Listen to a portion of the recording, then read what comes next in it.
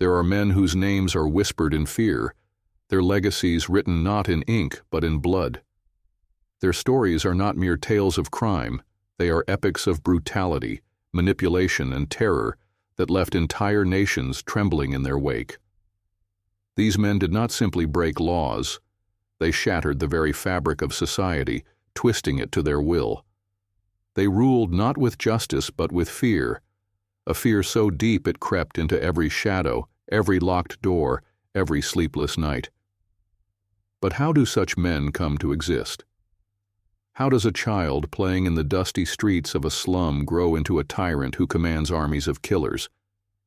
Is it desperation that drives them, or something darker, a hunger for power that no amount of bloodshed can ever satisfy? Each of these stories begins in innocence, with men born into worlds of poverty and neglect. Yet somewhere along the way their paths veered into darkness. They became not just criminals, but monsters. And as their empires grew, so did their ruthlessness. They turned cities into battlegrounds, families into targets, and their names into omens of death. But even the most powerful monsters must fall.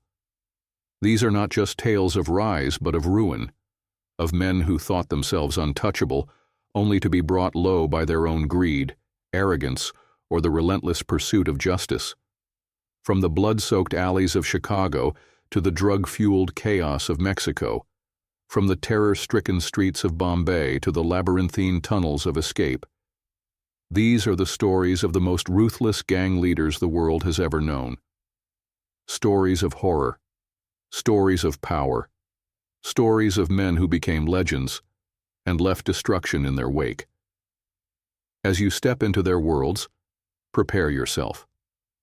For these are not tales of redemption or hope. They are warnings, reminders of how far humanity can fall when power is wielded without mercy. And as their shadows stretch over history, one question lingers. What would you do, faced with men like these? Do you know? Pablo Escobar, the king of cocaine. The stillness of the Colombian highlands was deceptive. Underneath the quiet hills of Rio Negro lay a world of chaos, and within it, a boy was growing into something that the world had never seen before. Pablo Emilio Escobar Gaviria, born in 1949 to a humble farmer and a schoolteacher, was no ordinary child. He watched the world with a sharp, calculating gaze that unnerved those around him. They could feel it in the way he moved. He wasn't destined for a simple life. There was something unspoken in his demeanor, something dark waiting to rise to the surface. Even as a young boy, Pablo was different. While other children played in the streets, laughing and chasing each other, Pablo was making deals. He'd sell stolen exams to classmates, run scams on shopkeepers, and keep every peso he earned tucked away like seeds he'd one day grow into a jungle. His hunger wasn't for food or toys, it was for power. By the time he was in his teens, he was dealing in contraband cigarettes and stolen cars. No one knew it then, but the boy selling black market Marlboros would one day hold the entire world in his grasp. But the seeds of ambition are watered by blood. In the late 1970s, Pablo discovered the thing that would transform him into a god: cocaine. He didn't invent it, but he knew how to wield it. The powder was expensive, intoxicating, and addictive. More than anything else, it was a weapon. At first, Pablo operated in the shadows, moving small shipments through hidden compartments in tires and hollowed-out furniture. But soon, he wanted more shipments, more markets, more money. Colombia was too small for him. The United States became his playground, and when Pablo stepped onto that stage, the world would never be the same. The Medellin cartel rose like a monster from the depths of Colombia's jungles. Pablo was at its heart, orchestrating every move with the precision of a puppet master. The cartel didn't just smuggle cocaine, it built an empire of fear. Pablo used two tools to carve out his power: money and terror. Plata o plomo, silver or lead. Those were the only choices he gave to his enemies, his allies, or anyone else who crossed his path. Bribe him and live a wealthy man, or refuse and die a grisly death. Few chose the latter. Those who did often disappeared, their bodies found in shallow graves with messages carved into their flesh. Pablo's power grew, but so did the body count. At first, it was rival traffickers, other criminals who dared to compete with him. They were easy to deal with, a bullet in the head or a machete to the neck. But soon, Pablo's violence spilled into the streets, touching the lives of ordinary Colombians. In Medellin, the people whispered his name like a curse, afraid that even speaking of him too loudly would invite disaster. And disaster often followed. Judges who ruled against him were assassinated in broad daylight. Police officers who investigated him were gunned down in their cars. Even entire families weren't spared. One of Pablo's most infamous acts was the bombing of Avianca Flight 203 in 1989. The explosion tore through the skies over Bogotá, killing all 107 people on board, just to eliminate one target. But Pablo didn't care about collateral damage. The lives of the innocent were just currency to him, spent in the pursuit of absolute control. Despite the horror, Pablo maintained a twisted image of himself as a savior. In Medellin, he built entire neighborhoods for the poor, handing out money as though he were a saint. The people called him El Patrón and sang his praises, even as their city became a battleground. For every school or church he built, there was a bomb that killed dozens. For every family he fed, there were 100 more who wept over the bodies of their loved ones. As his empire grew, so did the danger. The United States declared war on the Medellin cartel, sending DEA agents into the Colombian jungle. Pablo, now one of the richest men in the world, laughed at their efforts. He owned politicians, judges, and police chiefs. He even attempted to buy the Colombian government, offering to pay off the country's $10 billion debt in exchange for amnesty. But the more he expanded, the more enemies he made. Rival cartels, fed up with his dominance, turned against him. The streets of Medellin became rivers of blood as gangs fought for control. By the early 1990s, the tide began to turn. Pablo's trusted allies betrayed him, handing over information to the authorities. His family went into hiding, moving from one safe house to another. Pablo, once untouchable, became a hunted man. But even as the walls closed in around him, he refused to leave Medellin. The city was his kingdom, and he would die before giving it up. The final act of Pablo's story played out on a December afternoon in 1993. Trapped in a modest house on the outskirts of Medellin, he tried to flee as Colombian police surrounded the property. He ran to the rooftop, clutching a pistol, his breath ragged and desperate. For a moment he paused, staring out over the city he had once ruled. The streets were quiet, but he knew they wouldn't mourn him. Then came the gunshots. Pablo's body fell to the rooftop tiles, blood pooling beneath him. His empire, once sprawling and indomitable, crumbled with him. But his death didn't bring peace. The horrors he unleashed left scars on Colombia that would never heal. The jungles still whispered his name, and the streets of Medellin still carried his ghost. Pablo Escobar had risen like a demon from the shadows, and when he fell, the echoes of his terror lingered. Have you ever heard about Al Capone? The untouchable Scarface, Chicago, 1920. The city was alive, electric with the hum of jazz music and the clandestine whispers of prohibition. Beneath the glittering surface of roaring speakeasies and secret deals, a darker world thrived. A world of shadows, violence, and corruption. At its heart stood a man who would become the face of this chaos, a man both revered and feared. His name was Alphonse Gabriel Capone, but to those who lived in his world, he was simply Scarface. Capone wasn't born into power. The streets of Brooklyn, New York, were his first teacher. The son of Italian immigrants, young Al grew up in a world of dirt and desperation. His father was a barber, honest and hard-working, but that life didn't appeal to Al. He had no interest in scraping by or playing by the rules. Even as a boy, he hungered for more. That hunger drew him into the orbit of petty criminals and gangsters, men who made their living by stealing, smuggling, and beating anyone who got in their way. By his teenage years, Al was already making a name for himself.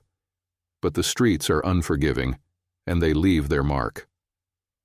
In a bar fight, a man slashed Al's face with a knife, leaving 3 jagged scars that would forever define his appearance. Scarface, they called him after that, though Al hated the name. He didn't like to be reminded of his imperfections. What he wanted was respect, and he would take it with blood if necessary. When Al moved to Chicago in 1919, he entered a world ripe for the taking. Prohibition had just begun, outlawing alcohol across the United States. But the law didn't stop the thirst. Instead, it created an opportunity, a black market that could make a man richer than kings. Al started as an enforcer for Johnny Torrio, a mob boss who ran the city's largest bootlegging operation. But Torrio wasn't as ruthless as Al. He still believed in limits. Al didn't. When Torrio was nearly killed in a botched assassination attempt, he fled Chicago, leaving everything to Capone. That was when Al's reign truly began. Capone was no ordinary criminal. He didn't just smuggle booze. He turned the illegal alcohol trade into a vast empire. He controlled breweries, distilleries, and an army of loyal soldiers who enforced his rule with fists, knives, and Tommy guns. But Al's power didn't stop at alcohol. He infiltrated every aspect of Chicago's underworld: gambling, prostitution, extortion. If money could be made, Al Capone was there, taking his cut. And then there was the violence. Capone didn't just kill his enemies, he made examples of them. Rival gang leaders were gunned down in broad daylight, their bodies riddled with bullets. Business owners who refused to pay protection money were beaten until they begged for mercy, or until their blood stained the pavement. The most infamous of Capone's horrors came on Valentine's Day, 1929. It started like any other day in the North Side neighborhood of Chicago. 7 men, associates of rival gang leader Bugs Moran, were lined up against the wall of a garage. They thought they were meeting to buy stolen liquor. What they didn't know was that Capone's men were waiting for them, dressed as police officers. As the gangsters stood with their backs to the wall, the fake officers opened fire. Tommy guns roared, filling the garage with the deafening sound of bullets tearing through flesh and bone. Blood splattered the walls as the men collapsed, their bodies crumpled and lifeless. The St. Valentine's Day massacre shocked the nation. It was a brutal display of Capone's ruthlessness, a message that no one could challenge him and survive. But it also marked the beginning of his downfall. By the early 1930s, Capone's empire was so vast and his control so absolute that the federal government could no longer ignore him. He was a shadow over Chicago, an untouchable kingpin who seemed immune to the law. But the authorities knew they couldn't catch Capone through traditional means. His web of corruption extended into the police force, the courts, and even City Hall. Witnesses vanished, evidence disappeared, and juries were bought off. But Capone had one weakness: his greed. While he kept his empire running with violence and fear, he left a trail of unpaid taxes. It was a small thread, but the government pulled on it with relentless determination. They built a case against him, not for murder or bootlegging, but for tax evasion. In 1931, Capone was arrested and put on trial. The court was a circus of reporters, flashing cameras and spectators hungry for a glimpse of the man who had ruled Chicago with an iron fist. For the first time, Scarface was vulnerable. When the verdict came, it wasn't for the countless lives he'd destroyed, or the rivers of blood he'd spilled. It was for money, his failure to report his vast wealth to the IRS. Capone was sentenced to 11 years in prison. He spent his final years in Alcatraz, the infamous island prison surrounded by the cold waters of San Francisco Bay. The isolation and harsh conditions broke him. By the time he was released, he was no longer the ruthless kingpin who had once terrorized Chicago. Syphilis had ravaged his mind, reducing him to a shell of the man he had been. Al Capone died in 1947, alone and forgotten by the world he had once ruled. But the city of Chicago still remembers. The shadows of his empire linger in its streets, and the stories of his horrors are passed down like ghost tales. Capone may be gone, but the fear he inspired will never fade.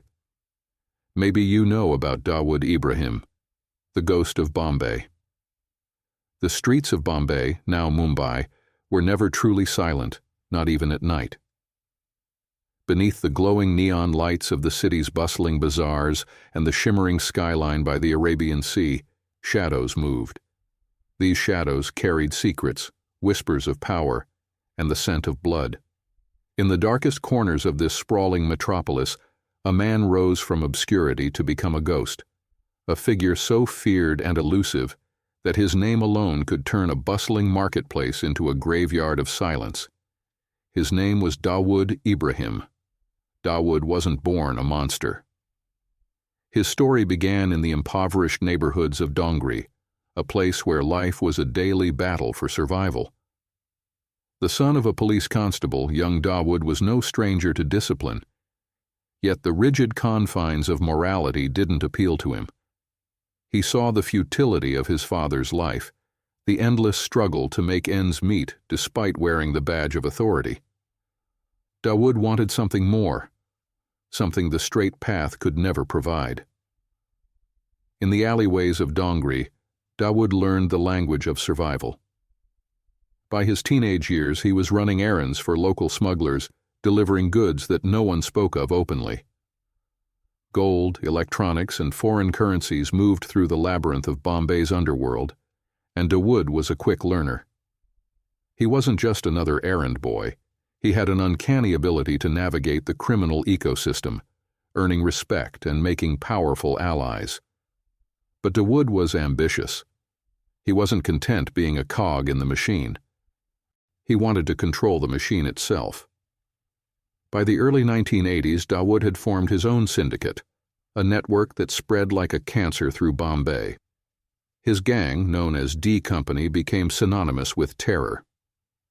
Dawood's reach extended far beyond smuggling. He delved into extortion, drug trafficking, and contract killings. He didn't just control the city's criminal underworld, he owned it. Dawood's power wasn't just built on violence, it was built on fear. Stories of his ruthlessness spread like wildfire. Shopkeepers who refused to pay protection money found their businesses burned to the ground. Journalists who dared to write about him disappeared, their bodies found floating in the sea days later. Rival gang leaders were gunned down in broad daylight, their blood staining the very streets they once ruled. One of Dawood's most terrifying weapons was his ability to operate from the shadows. Unlike other gangsters who flaunted their wealth and power, Dawood was a ghost. He rarely showed his face, conducting his business through a web of loyal operatives who feared him more than death itself. Even as his empire grew, his name was spoken in whispers, as though saying it too loudly might summon his wrath. But Dawood's true infamy began on a day that would forever scar Bombay. March 12, 1993. It started as an ordinary morning. The city's residents went about their lives, unaware that death was lurking just beneath the surface. At precisely 1:30 p.m., the first explosion ripped through the Bombay Stock Exchange. Glass shattered, flames roared, and screams filled the air. Minutes later, a second bomb detonated at a nearby hotel, then another, and another. In total, 12 bombs exploded across the city, targeting landmarks, markets, and public spaces. The blasts killed 257 people and injured over 1,400. The attacks were meticulously planned, a coordinated act of terror designed to bring the city to its knees. And at the center of it all was Dawood Ibrahim. Though he was thousands of miles away, hiding in Dubai, the fingerprints of D Company were all over the operation. The bombings were carried out in retaliation for the destruction of the Babri Masjid Mosque and the ensuing riots. But they were also a statement, a declaration that Dawood was untouchable. The horror of the Bombay bombings turned Dawood into India's most wanted man. The government launched a massive manhunt, but Dawood had vanished. Like a phantom, he slipped through their fingers, escaping to Pakistan, where he was reportedly sheltered by powerful allies. From his safe haven, Dawood continued to run his empire, expanding his operations to Dubai, Southeast Asia, and beyond. But even in exile, Dawood's reign was marked by blood. His enemies met gruesome fates, often killed in ways that sent a chilling message to anyone who dared oppose him. Dawood didn't just eliminate threats, he obliterated them, leaving no trace of resistance. Over the years, Dawood became more myth than man. Stories of his lavish lifestyle in Karachi emerged, of palatial homes, luxury cars, and a personal army of bodyguards. Yet no one could touch him. He operated with impunity, shielded by corruption and geopolitical complexities. Despite his wealth and power, Dawood's life was far from peaceful. Rivalries within his own syndicate led to betrayals and assassinations. International pressure mounted, with the United States designating him a global terrorist and freezing his assets. Yet Dawood remained a ghost, slipping through the cracks of international law enforcement. The years turned into decades, and Dawood's name became a legend of fear. In Bombay, his legacy lingered like a shadow over the city's underworld. His rise had been meteoric, his crimes horrific, and his disappearance maddeningly complete. But even legends have an ending. Rumors began to surface of Dawood's failing health, of a man who once commanded armies now confined to a sickbed. The whispers grew louder. Had the ghost of Bombay finally met his match in time itself? As of today, no one knows for certain. Dawood Ibrahim remains a specter, his story unfinished, his whereabouts unknown. In the streets of Mumbai, his name is still spoken in hushed tones. Parents warn their children of the monster who once ruled the city, a man who turned the world's most populous democracy into his personal playground of terror. Dawood Ibrahim may be a ghost, but the horrors he unleashed will haunt India forever. Let me tell you about El Chapo, the Lord of the Tunnels. The rugged mountains of Sinaloa stood like silent sentinels over the land below, their peaks shrouded in mist and mystery.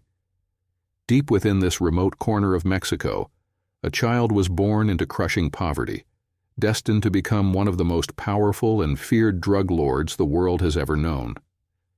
His name would come to dominate headlines and strike terror into hearts across continents. Joaquin Archibaldo Guzman Loera, better known as El Chapo. El Chapo's beginnings were as humble as they were harsh. Born in 1957 in the rural village of La Tuna, he was one of several children in a family that scraped by, growing beans and selling oranges to survive. His father, a farmer with a reputation for cruelty, spent most of his earnings on alcohol, leaving little for his family. Guzman learned early that survival required ingenuity.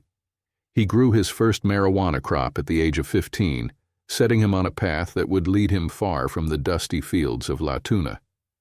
But El Chapo wasn't just another poor boy turning to crime. He had an insatiable hunger for power. By his early 20s, he was working for Miguel Angel Felix Gallardo, the leader of the Guadalajara cartel and the so-called godfather of the Mexican drug trade. El Chapo was a quiet man then, unassuming, biding his time. But behind his modest demeanor was a mind that worked like clockwork, always analyzing, always calculating. When the Guadalajara cartel fractured in the late 1980s, Guzman saw his chance. From the ashes of the old empire, he built the Sinaloa cartel. What began as a regional operation soon became a global powerhouse, thanks to El Chapo's ingenuity. He understood that violence was only part of the equation. To truly dominate, he needed logistics, and logistics became his weapon of choice. El Chapo's rise was marked by a singular innovation: tunnels. Beneath the border between Mexico and the United States, he built an underground labyrinth to smuggle drugs. These tunnels were marvels of engineering, equipped with lighting, ventilation, and even rail systems. They allowed his shipments to bypass border checkpoints entirely, flooding the U.S. with cocaine, methamphetamine, and heroin. The sheer scale of his operations was staggering. At his peak, El Chapo's cartel supplied an estimated 80% of the drugs entering the United States. But the tunnels were just the beginning. El Chapo's real genius lay in his ability to disappear. Law enforcement agencies across the globe hunted him, but he was always one step ahead, slipping through their fingers like smoke. The cartel leader moved between fortified hideouts in the mountains, surrounded by loyal sicarios, hitmen who would die for him without hesitation. His fortresses were equipped with escape routes, secret compartments, and even hidden tunnels that could take him miles away in minutes. El Chapo's power grew, and with it, his reputation for ruthless efficiency. He wasn't just a businessman, he was a warlord. Rival cartels that dared to challenge Sinaloa were met with unrelenting brutality. Bodies were found hanging from bridges, dismembered corpses left in public squares, entire families wiped out to send a message. El Chapo didn't simply eliminate his enemies, he obliterated them, ensuring that no one dared cross him again. Yet for all his power, Guzman's empire couldn't shield him forever. In 1993, he was captured for the first time, caught by Mexican authorities after a shootout. Sentenced to 20 years in prison, it seemed as though his reign had come to an end. But for El Chapo, prison was little more than an inconvenience. In 2001, Guzman pulled off one of the most legendary prison escapes in history. With the help of bribed guards, he slipped into a laundry cart and was wheeled out of the facility unnoticed. His escape humiliated the Mexican government and cemented his status as a living legend in the criminal underworld. For over a decade, Guzman remained free, rebuilding his empire and continuing his reign of terror. He lived like a ghost, his movements hidden by layers of loyal operatives and corrupt officials. But in 2014, his luck ran out again. Captured in a raid by Mexican Marines, El Chapo was sent to a maximum security prison. This time, the government vowed he would never escape. But El Chapo had other plans. On the night of July 11, 2015, Guzman vanished from his cell.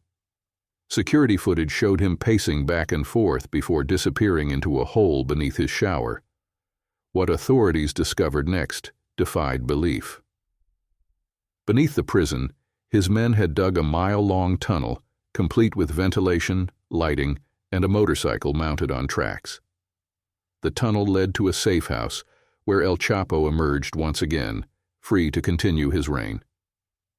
The escape was a masterstroke, but it also marked the beginning of the end.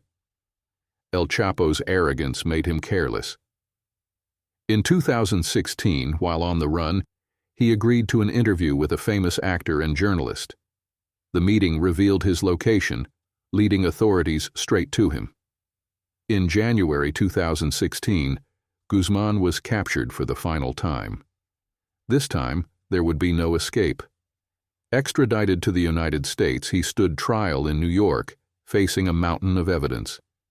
Witnesses described his monstrous acts in chilling detail: the torture and murder of rivals, the bribes paid to officials, the lives ruined by the flood of drugs his cartel unleashed. The trial was a spectacle, but its outcome was inevitable. In 2019, Joaquin El Chapo Guzman was sentenced to life in prison without parole, plus 30 years. He now sits in the United States' most secure prison, ADX Florence, a facility designed to keep even the most dangerous criminals from ever seeing the light of day again. But the shadow of El Chapo lingers. The Sinaloa cartel lives on, its operations continuing despite his imprisonment. In the mountains of Sinaloa, his name is still spoken with reverence and fear, a reminder of the man who once ruled the drug trade with an iron fist. For decades, El Chapo was the lord of tunnels, a ghost who defied capture and inspired both terror and awe. Now he is a man confined to a cell, his empire reduced to whispers. Yet the horrors he unleashed remain, etched into the history of Mexico and the lives of those who will never escape his shadow.